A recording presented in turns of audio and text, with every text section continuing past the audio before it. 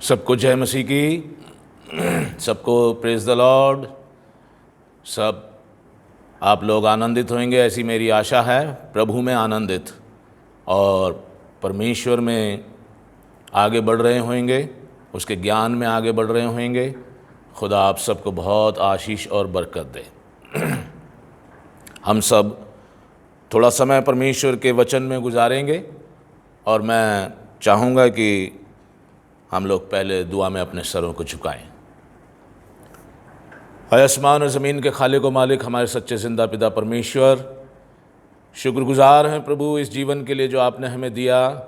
और ना सिर्फ ये जीवन दिया बल्कि प्रभु इस जीवन में आपने हमसे प्रेम किया और हमें अपने बेटे बेटियां बनाया। अपना वचन बाइबल के रूप में हमें दिया। अपना वचन प्रभु आपने यीशु मसीह के रूप में दिया। हम धन्यवाद देते हैं, ये सब इसलिए आपने हमारे साथ किया क्योंकि आप हमसे प्रेम करते हैं। पिता परमेश्वर, हम प्रार्थना करते हैं कि हमें भी ऐसी तौफीक दीजिए कि हम भी आपसे वैसे ही प्रेम रख सकें जैसे आपने हमसे प्रेम रखा। और पिता परमेश्वर, आपके हुक्मों पर चलते हुए, आपकी आज्ञाओं को मानते हुए हम अपने प्रेम का प्रदर्शन कर सकें। पिता परमेश्वर, हम प्रार्थना करते हैं आज के दिन के लिए आपने हमारे जीवन में जोड़ा प्रभु। जैसे अब तक संभाला, आने वाले समय में भी हम सबको संभालना प्रभु। जितने भी आपका नाम लेते हैं प्रभु, सबके जीवन में आपकी आशीष हो। सबके जीवन में प्रभु आपका विश्वास मजबूत होता रहे। पिता परमेश्वर, गुजरे समय की हमारी सारी गलतियों और ख़ताओं को माफ़ करना और हमें अपने हुक्मों पर चलने की ताकत देना। आज की ये छोटी सी इबादत प्रभु आपको कबूल हो और हम सब इसमें जितने भी शरीक होते हैं प्रभु आपकी नज़दीकी में बढ़ने वाले हों। हम सब अपने आप को इस वक्त को आपके हाथों में सौंपते हैं और धन्यवाद देते हैं प्रभु कि आपने हम सब को तमाम दुख तकलीफ बीमारियों परेशानियों से बचाते हुए आनंदित रखा और खुश रखा प्रभु। हम आपके दिल से शुक्रगुजार हैं और ये सब कुछ धन्यवाद के साथ कि आप हमारी सुनते हैं। हम अपने उद्धारकर्ता प्रभु यीशु मसीह के नाम से मांगते हैं, सुने और कबूल करें, आमीन। अजीज़ों, आइए हम सब खुदावंद के कलाम में जाएं। इससे पहले एक छोटा सा कोरस गाएंगे जो मुझे बहुत अजीज़ है और अक्सर मैं गवाता हूँ। तेरी शीरीन आवाज़ मैं सुनता हूँ खुदा। कोरस गाएंगे हम सब, जितने भी लोग अपने घरों में बैठे सुन रहे हैं मेरे साथ गाएं। तेरी शीरीन आवाज़ मैं सुनता हूँ खुदा, बुलाती पास चश्मे के, सलीब से जो बहा। आता हूँ माँ से, आता तेरे पास, धो के साफ कर चश्मे से जो बहता क्रूस से खास। खुदावंद के कलाम में से हम सुनेंगे, मेरे साथ निकालें इब्रानियों की पत्री उसका 12वां अध्याय। इब्रानियों की पत्री उसका 12वां अध्याय, 12वीं आयत से लेकर के हम 17 आयत तक खुदावंद के कलाम में से सुनेंगे। इब्रानियों की पत्री उसका 12वां अध्याय, 12वीं आयत से 17 आयत तक।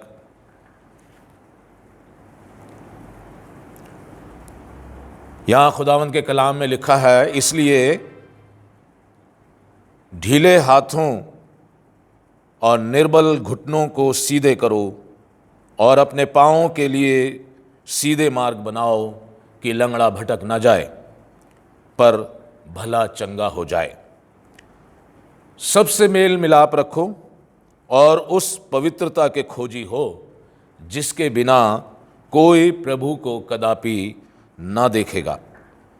ध्यान से देखते रहो, ऐसा ना हो कि कोई परमेश्वर के अनुग्रह से वंचित रह जाए या कोई कड़वी जड़ फूटकर कष्ट दे और उसके द्वारा बहुत से लोग अशुद्ध हो जाएं।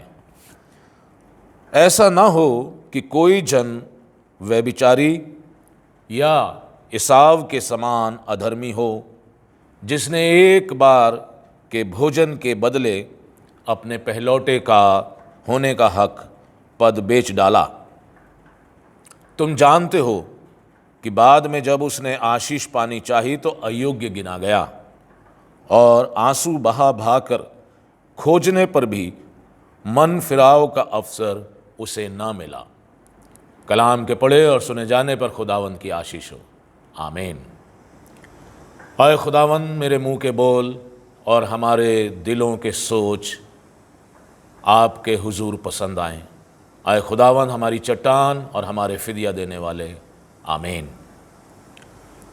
मेरे अजीज़ों, कलाम में लिखा है कि अपने ढीले हाथों को और निर्बल घुटनों को सीधे करो, अपने पाँव के लिए सीधे मार्ग बनाओ कि लंगड़ा भटक ना जाए पर भला चंगा हो जाए। ये 12वें अध्याय की पहली आयत जो है इससे रिलेटेड है। ये यहाँ लिखा है, इस कारण जबकि बादलों का ऐसा बड़ा बादल हमको घेरे हुए है तो आओ, आह्वान दिया जा रहा है कि आओ। जब हमने देखा इतने विश्वासी लोगों ने विश्वास से कैसे विजय प्राप्त की, तो आओ हर एक रोकने वाली वस्तु और उलझाने वाले पाप को दूर करके वो दौड़ जिसमें हमें दौड़ना है धीरज से दौड़ें। और दूसरी आयत में लिखा, विश्वास के कर्ता और सिद्ध करने वाले यीशु की ओर ताकते रहें, जिसने उस आनंद के लिए जो उसके आगे धरा था लज्जा की कुछ चिंता ना करके क्रूस का दुख सहा और परमेश्वर के सिंहासन की दाहिनी ओर जा बैठा। यहाँ आह्वान किया है, अब आओ और उस दौड़ में दौड़ो। उस दौड़ में दौड़ो। कौन सी दौड़ है हमारी? हमारा निशाना क्या है? प्रभु यीशु मसीह के साथ उसके राज्य में वारिस होना, हिस्सेदार होना, स्वर्ग के राज्य में अनंत जीवन में वारिस होना, उसका हिस्सेदार होना, यीशु मसीह के साथ अनंत जीवन में प्रवेश करना। ये हमारी दौड़ है। और इसलिए यहाँ कलाम कहता है कि प्रभु यीशु मसीह की ओर ताकते रहो और देख लो कि उसने कैसे इस संसार की लज्जा और तकलीफ़ों की चिंता नहीं की, क्योंकि उसके आगे वो आनंद धरा था, इसलिए उसने सब कुछ सह लिया।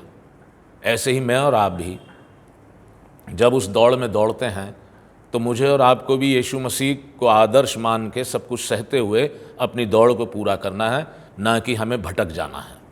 और इसलिए कलाम यहाँ कहता है, अपने ढीले हाथ और निर्बल घुटनों को सीधे करो, तैयार हो जाओ, रेस में दौड़ने के लिए तैयार हो जाओ।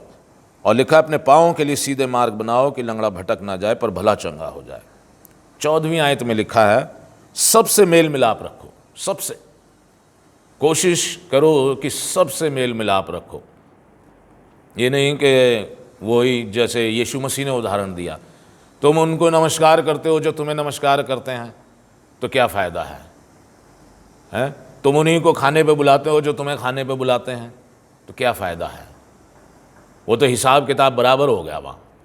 लेकिन लिखा है, सबसे मेल मिलाप रखो और सबसे बड़ी बात, उस पवित्रता के खोजी हो जिसके बिना कोई प्रभु को कदापि न देखेगा।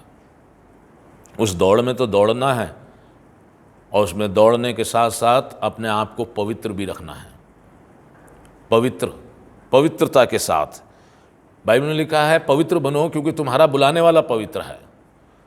मैं और आप पवित्र बनने के लिए बुलाए गए हैं और पवित्रता के खोजी होने के लिए बुलाए गए हैं, ताकि उसके बिना हम परमेश्वर को नहीं देख सकते। यीशु मसीह ने कहा, धन्य हैं वो जिनके मन शुद्ध हैं, वो परमेश्वर को देखेंगे।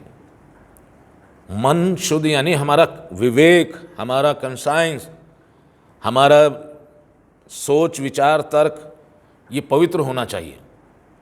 इसमें हमारे मन में, हमारे कंसाइंस में, हमारे विवेक में किसी के प्रति कोई ईर्ष्या, जलन, बैर भाव और तमाम वो बातें जो किसी के नुकसान की हैं और परमेश्वर को पसंद नहीं हैं, तमाम वो नफ़रत, तमाम वो व्यभिचार, तमाम और जो उल्टी सीधी बातें जो बाइबल में लिखा है कि जिनके के करने से स्वर्ग के राज्य में हम प्रवेश नहीं कर पाएंगे, इन चीज़ों से हमें अपने आप को, अपने कंसाइंस को, अपने विवेक को, अपने मन को शुद्ध करना है।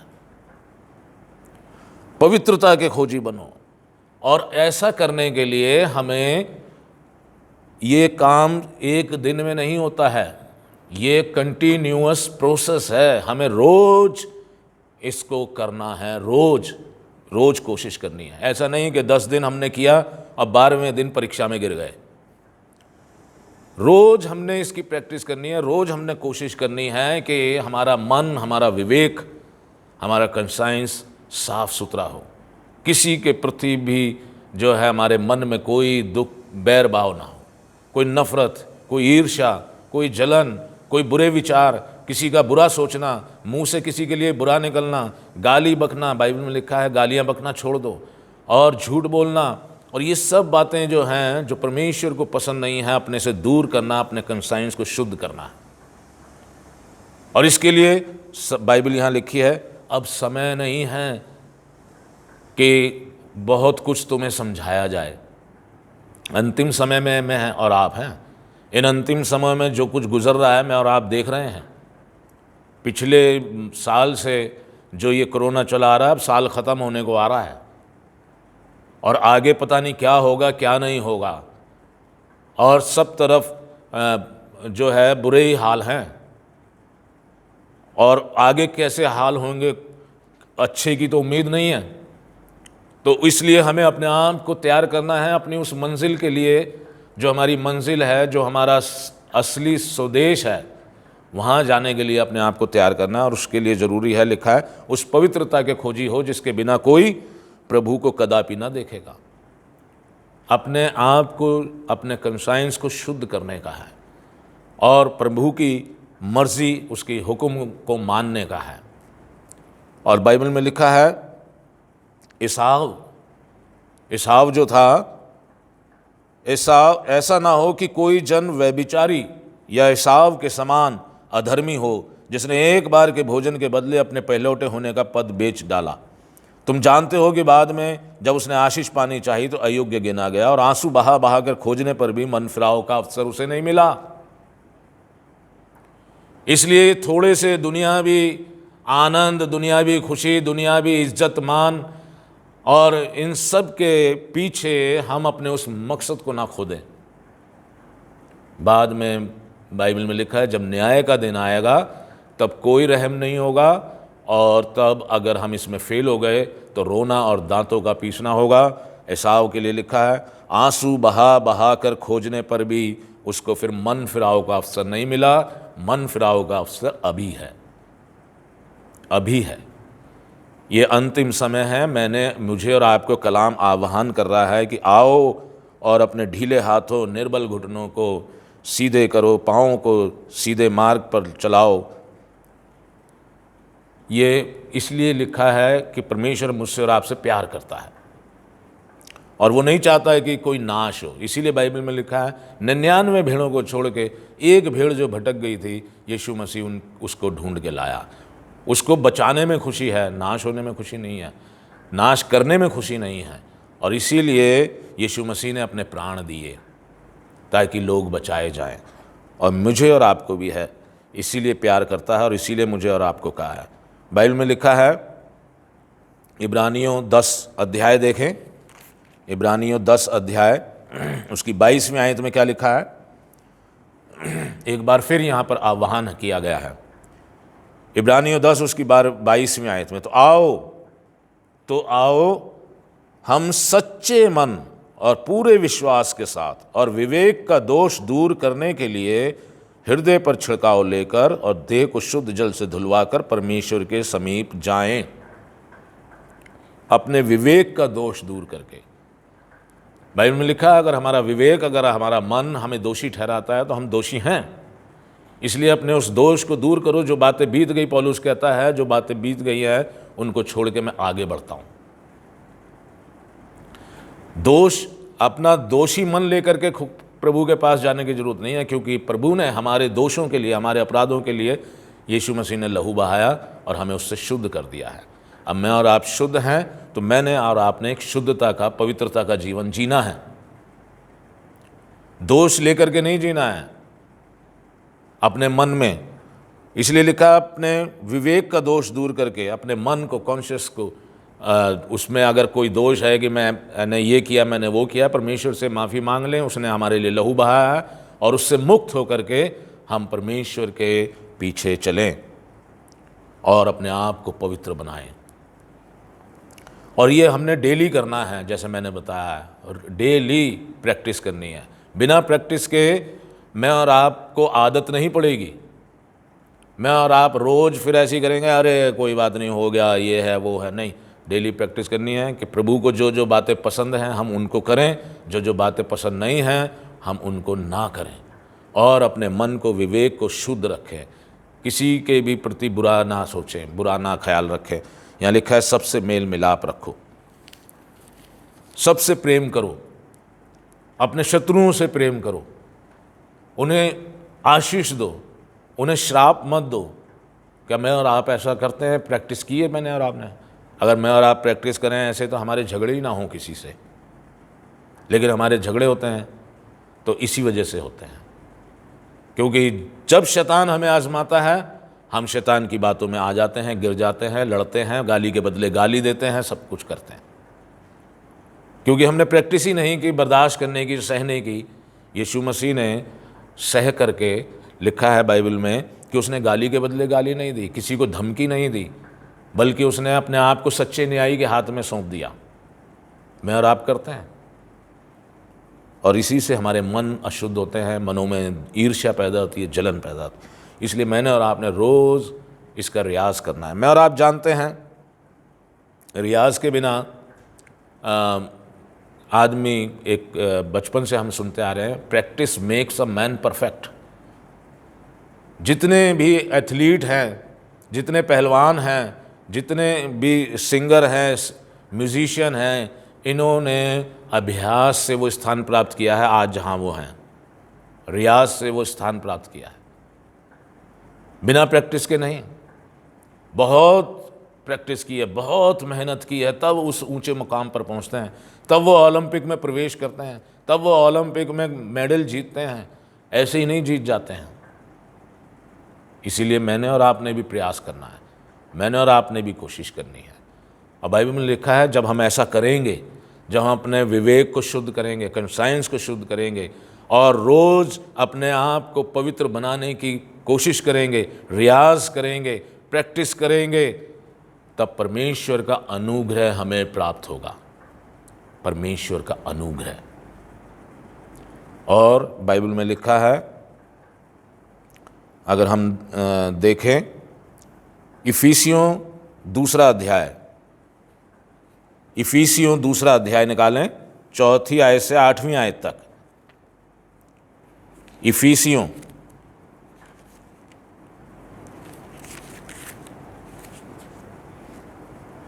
दूसरा अध्याय, इफिसियों दूसरा अध्याय 4 आयत से 8वीं आयत तक मैं खुदावंद के कलाम में से आपके सामने पढ़ूंगा। यहाँ लिखा है, परंतु परमेश्वर ने जो दया का धनी है और अपने उस बड़े प्रेम के कारण जिससे उसने हमसे प्रेम किया, जब हम अपराधों के कारण मरे हुए थे तो हमें मसीह के साथ जिलाया। ब्रैकेट में यहाँ लिखा है, अनुग्रह ही से तुम्हारा उद्धार हुआ है। और आगे लिखा 6 आयत में, और मसीह यीशु के में उसके साथ उठाया और स्वर्गीय स्थानों में उसके साथ बैठाया, कि वो अपनी उस कृपा से, अनुग्रह से, उस कृपा से जो मसीह यीशु में हम पर है, आने वाले समयों में अपने अनुग्रह का असीम धन दिखाए।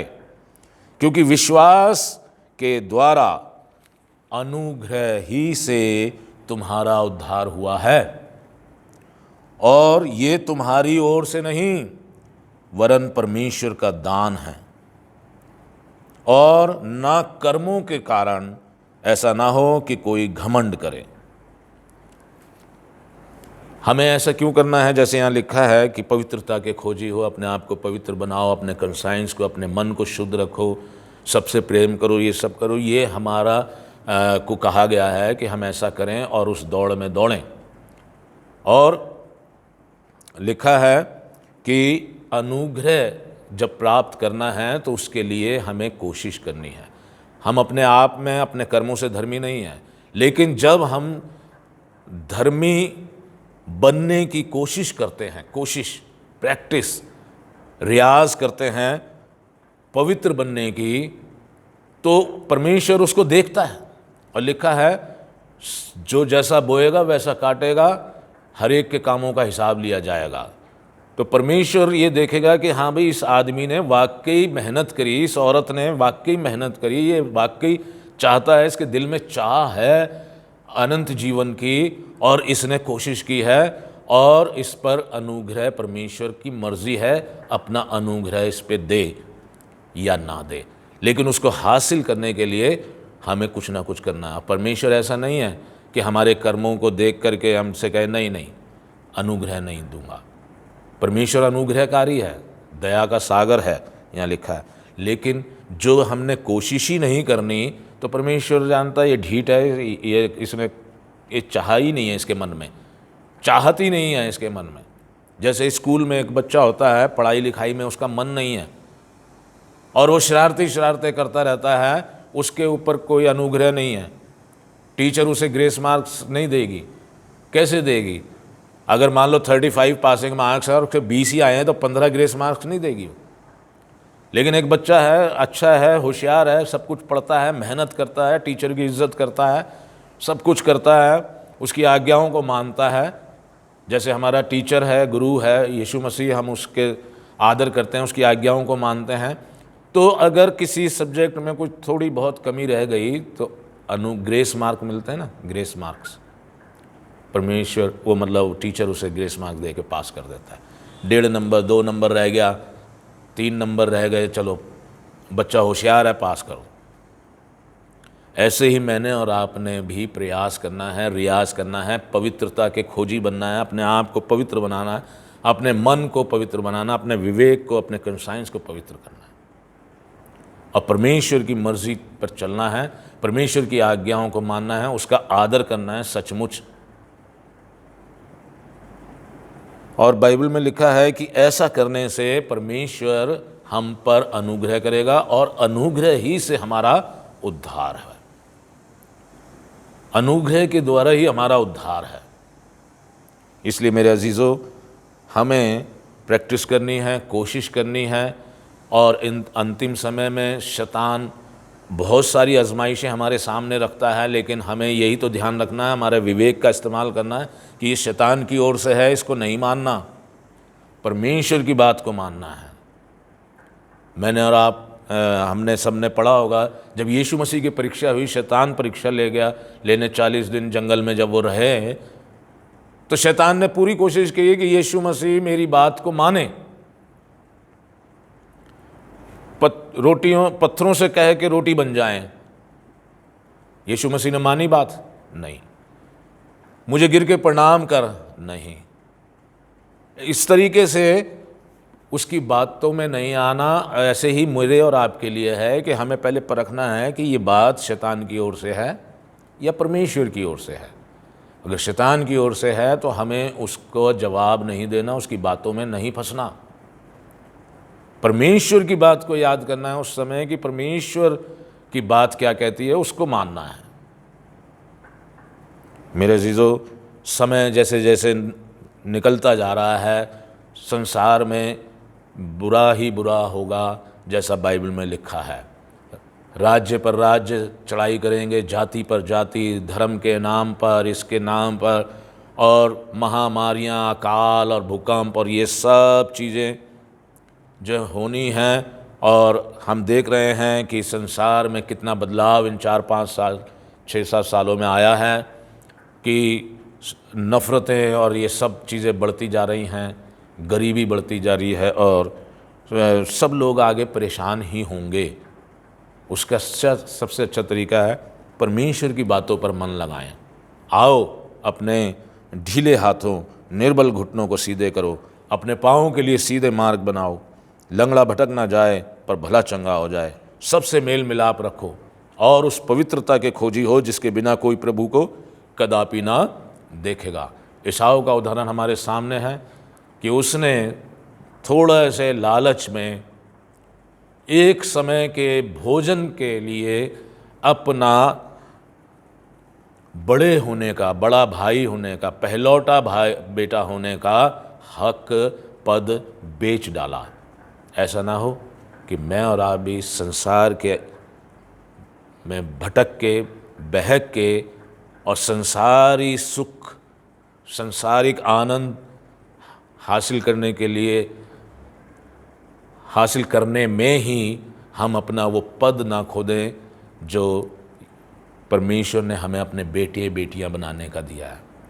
उसने कहा जितनों ने वचन को ग्रहण किया, परमेश्वर ने उन्हें अपने बेटे बेटियां बनाने का हक दिया है। हम परमेश्वर के बेटे बेटी, ये हक हम खो ना दें। शैतान तो यही चाहता है कि हम खो खा के बैठ जाएं और बर्बाद हो जाएं। परमेश्वर चाहता है कि हम बचाए जाएं। किसकी सुनेंगे आप? और फिर उसके लिए काम भी करना है, प्रैक्टिस करनी है, रियाज करना है, अपने आप को परफेक्ट बनाने की कोशिश करनी है। बने या ना बने वो अलग बात है, कोशिश ही करेंगे, दिल से कोशिश करेंगे, परमेश्वर का अनुग्रह हमारी सब कमियों को दूर कर देगा और हमें अपने राज्य में स्थान देगा। हम लोग सब चीज़ों की तैयारी करते हैं, अपने बच्चों को तैयारी करवाते हैं, एग्ज़ाम्स की तैयारी। लोग कई बार चर्च नहीं आते। क्या हुआ भाई, पिछली बार चर्च नहीं आया? भाई साहब बच्चों का पेपर चल रहे हैं तो उनको साथ बैठना पड़ता है, उनकी पढ़ाई करानी पड़ती है, उनकी तैयारी करानी पड़ती है। चर्च नहीं आते, तैयारी करवा रहे हैं। ऐसे ही बच्चे और बड़े होते हैं, प्री मेडिकल की और दूसरी परीक्षाएं जो हैं, जो सरकारी अच्छी नौकरियों के लिए हैं या कॉलेज में एडमिशन के लिए हैं, तो उनकी भी तैयारी करते हैं ना। क्यों करते हैं? कि हमारा बच्चा कामयाब हो, हमारा बच्चा सफल हो, अच्छी जगह नौकरी मिले, अच्छा कमाए, अच्छा आगे उसका फ्यूचर हो। और असली जो फ्यूचर है हमारा, अनंत जीवन, उसके बारे में कितना सोचते हैं। इसलिए परमेश्वर का वचन हमें आह्वान देता है, आओ अपने ढीले हाथों निर्बल घुटनों को सीधे करो, आओ अपने विवेक का दोष दूर करके उस दौड़ में दौड़ें जिसमें हमें दौड़ना है। खुदा हम सबको बड़ी आशीष दे और हमारा मन हमारे निशाने की ओर लगा रहे। संसार में शैतान हमारा ध्यान भटकाने के लिए ही है, उलझाने के लिए ही है। वो नहीं चाहता कि हम बचाए जाए, लेकिन हमारा परमेश्वर पिता जो कि धर्मी है, न्यायी है, प्रेम करने वाला है, दया का सागर है, कृपालु है, वो मुझे और आपको बचाना चाहता है। अपने आप को खुदा के हाथों में सौंपें। आइए हम दुआ करें। कुदूस मेहरबान पिता परमेश्वर, धन्यवाद देते हैं आपके इस वचन के लिए जो आपने हमें दिया। प्रभु हमारी सहायता करें, हमारी अगुवाई करें, हमें पवित्र आत्मा का दान दें, पवित्र आत्मा की अगुवाई दें, ताकि हम आपके वचन को जो सुना है उस पर चल सकें। रोज़ प्रभु इस पर चलने की आदत डालें, अपने आप को जांचते परखते रहें और प्रभु उस दौड़ में, उस निशाने की ओर हम लोग दौड़ सकें। संसार की कोई भी लालच, कोई भी बातें हमें भटकाने ना पाएँ। और जब भी ऐसा समय आए प्रभु, हमें भटकने से बचाना, हमारी अगुवाई करना। पिता परमेश्वर, हम सब अपने आप को आपके हाथों में सौंपते हैं और ये सब कुछ अपने उद्धारकर्ता प्रभु यीशु मसीह के नाम से मांगते हैं। सुने और कबूल करें, आमीन। आए हमारे बाप, आप जो आसमान पर हैं, आपका नाम पाक माना जाए, आपकी बादशाहत आए, आपकी मर्जी जैसे आसमान पर पूरी होती है ज़मीन पर भी हो। हमारी रोज़ की रोटी आज हमें बख्श दीजिए, और जिस तरह हम अपने कसूरवारों को माफ़ करते हैं, आप भी हमारे कसूरों को माफ़ कीजिए। हमें आजमाइश में ना पड़ने दें, बल्कि बुराई से बचाएं, क्योंकि बादशाहत, कुदरत और जलाल हमेशा आप ही का है, आमीन। सबको जय मसीह की। खुदा आपके साथ हो, खुदा की बरकत आपके साथ हो, आमीन।